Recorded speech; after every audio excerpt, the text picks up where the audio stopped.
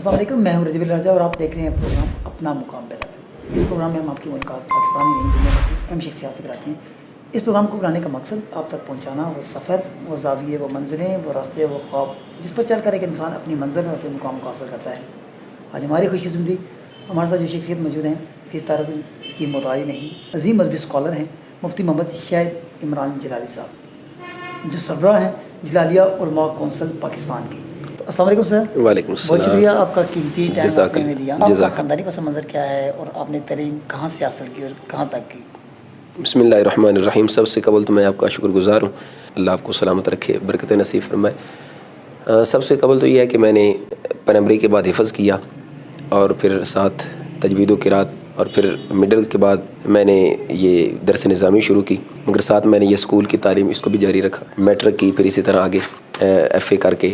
Basically میرا تعلق ایک جاٹ فیملی سے ہے، گوندل فیملی سے ہے، اور یعنی خاندانی لحاظ سے کوئی یہ ایک دینی مذہبی یعنی اس لحاظ سے جس طرح کی کوئی عالم فاضل ہمارے خاندان میں نہیں ہے، مگر یہ اللہ کا کرم ہے، سرکار کی نظر عنایت اور والدین کی دعائیں ہیں کہ اللہ نے مجھے توفیق بخشی کہ میں علم دین حاصل کرنے کے لیے مجھے اس نے توفیق بخشی۔ اور اس کے بعد پھر میں نے ڈبل ایم اے کیا۔ ڈبل ایم اے کرنے کے بعد میں نے پھر یو ایم ٹی یونیورسٹی سے، university of management and technology سے میں نے اسلامک تھاٹ اینڈ سویلائزیشن میں نے ایم فل کی ہے، اور اس میں نے الحمدللہ مصور پاکستان حکیم الامت ڈاکٹر محمد اقبال علیہ رحمہ کی شاعری پہ، اور پھر آپ کی جو شاعری ہے وہ چونکہ سب سے زیادہ فارسی میں ہے، تو میں نے آپ کی جو فارسی شاعری تھی اس پہ اپنا تھیسس لکھا تھا۔ یعنی علامہ اقبال علیہ رحمہ نے جو سرکار کی شان عظمت، سرکار کے اوصاف حسنہ بیان کیے ہیں، ان کو میں نے قلم بند کیا۔ تو اس کے بعد چونکہ میری جو نسبت ہے اور میرا تعلق ہے، اور میں نے جہاں سے علم دین حاصل کیا، پوری دنیا کے بہت بڑے ممتاز مذہبی اسکالر ہیں، امت مسلمہ کے محسن ہیں، حضرت قبلہ مفتی ڈاکٹر محمد اشرف آصف جلالی، چیئرمین تحریک لبیک یا رسول اللہ، تو یہ سارا انہی کا فیض ہے۔ ہم تو انہی کے پاس گئے، مگر جب گئے تھے خالی تھے، مگر آج انہوں نے اپنی نظر سے، علم سے، فیض سے ہمیں نوازا، آج ہم کچھ چند کلمات بولنے کے قابل ہوئے۔ سر آپ مذہبی رہنما ہیں، کیا علماء کا کردار معاشرے میں وہ ہے جو ہونا چاہیے؟ جی الحمدللہ، بلکہ میں یوں سمجھتا ہوں کہ جو علماء حقہ ہے ان کا ہر دور میں کردار رہا ہے۔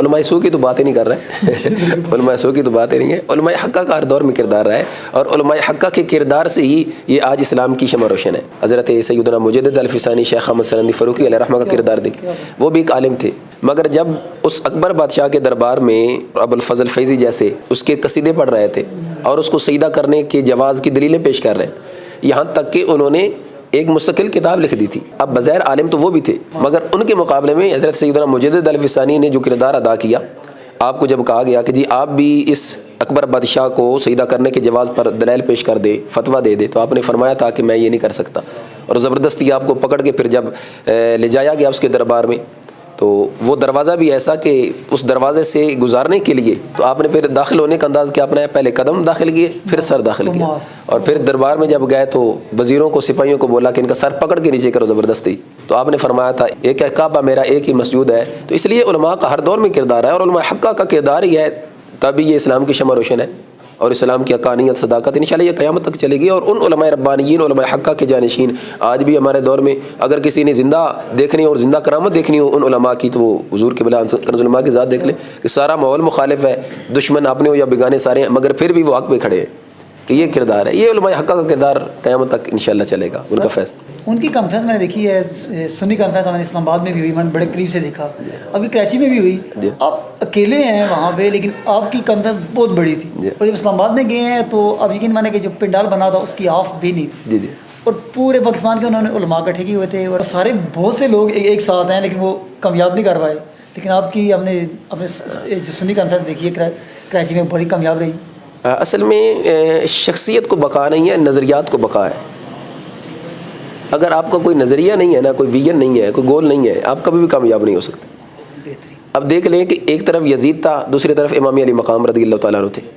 امام علی مقام کا ایک نظریہ، ایک فکر تھی، ان کا نظریہ آج بھی زندہ ہے۔ یزید پلید کا کوئی نظریہ نہیں تھا، اقتدار، دنیاوی مال و زر، ہرس، جاہ و جلال، پروٹوکول، یہ تھا، ختم ہو گیا۔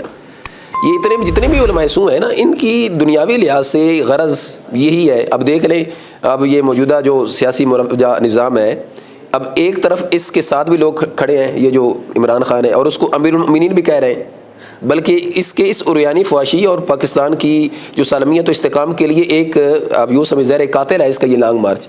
اس کو کہہ رہے ہیں کہ حق و باطل کی جنگ ہے. وہ بھی لوگ ہیں بظاہر تو وہ عالم بھی کہلواتے ہیں, پیر بھی کہلواتے ہیں, ان کی بھی سینکڑوں مرید ہیں. یہ اللہ کا فضل ہے کہ بلا امام جلالی زید شرف وہ نے جو آواز حق بلند کی تھی, آہستہ آہستہ امت ان کے ساتھ ملتی جا رہی ہے اور ان کا کارواں بڑھتا جا رہا ہے, اور انشاءاللہ اللہ کے فضل سے یہ کارواں آگے بڑھے گا. کیا بات ہے سر, آپ نے اقبال کو بڑے قریب سے پڑھا. اقبال نوجوان نسل کو شاہین کہتے ہیں. جی, علامہ اقبال کا کیا پیغام ہے, وہ چاہتے کیا ہیں ہمارے نوجوان نسل سے؟ اصل میں علامہ اقبال نے جو شاہین سے نوجوان نسل کو تشبیہ دی ہے نا, حالانکہ شاہین سے بڑھ کے اور بھی بڑے بڑے پرندے ہیں, خوبصورت بھی ہیں, مور بڑا خوبصورت پرندہ ہے, مگر علامہ اقبال نے شاہین سے تشبیہ جو دی ہے وہ اس وجہ سے کہ اصل میں شاہین کی پرواز بہت اونچی ہوتی ہے, اور دوسرے نمبر پہ شاہین کبھی اپنا گھر نہیں بناتا, اور پرواز کرنے کے لحاظ سے وہ ڈرتا نہیں ہے, اور پھر وہ شکار خود کرتا ہے, کسی کا کرا ہوا نہیں کھاتا. تو علامہ اقبال نے نوجوان نسل کو یہ شاہین سے تشبیہ دے کر پیغام دیا, شاہین بنو, پرواز تمہاری نیچے نہیں بلکہ اوپر ہونی چاہیے, پھر شکار خود کرنا ہے, اور پھر چند ٹکوں کی خاطر, ایک 5-10 مرلے کا گھر بنانے کی خاطر, ایک بنگلے کوٹھی یا گاڑی کی خاطر ساری زندگی اسی میں صرف کر دینا. فرمایا یہ تمہاری زندگی نہیں ہے, زندگی تمہاری آگے ہے. وہ آپ نے فرمایا تھا نا کہ اے نوجوان مسلم تدبر بھی کیا تو نے, وہ کیا گردو تھا جس کا تو ایک ٹوٹا ہوا تارا.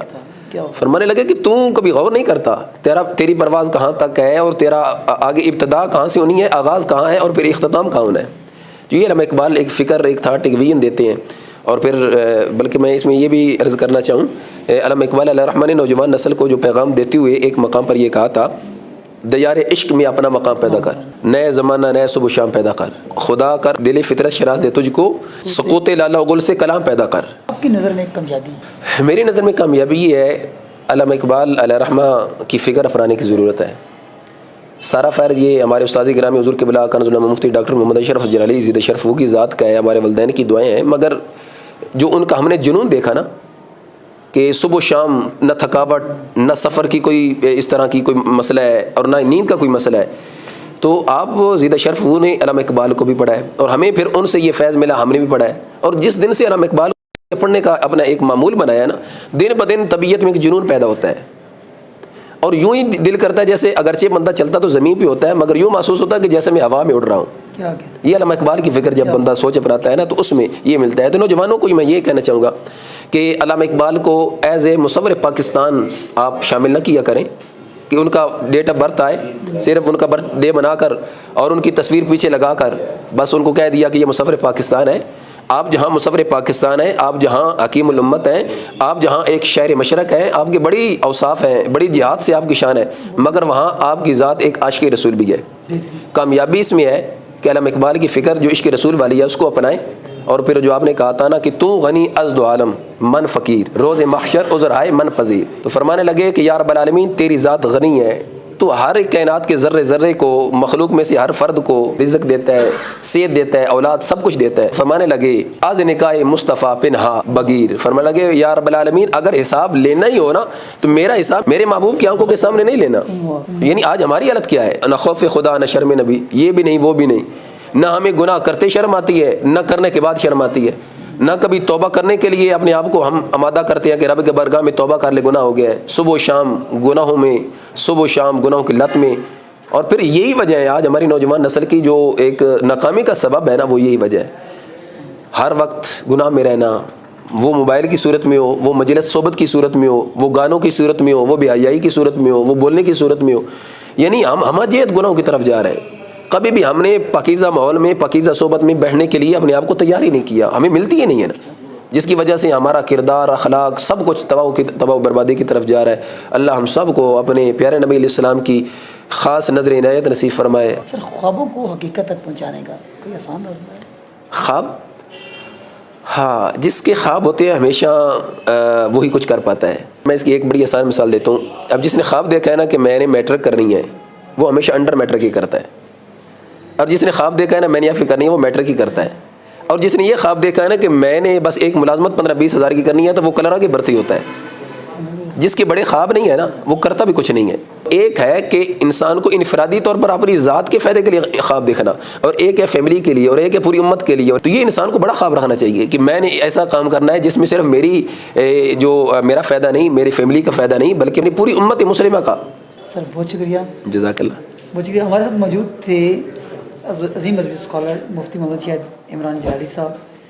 تو اسی طرح کی ایک بڑی شخصیات کے ساتھ دوبارہ حاضر ہوں گے. پاکستان ہمیشہ زندہ باد.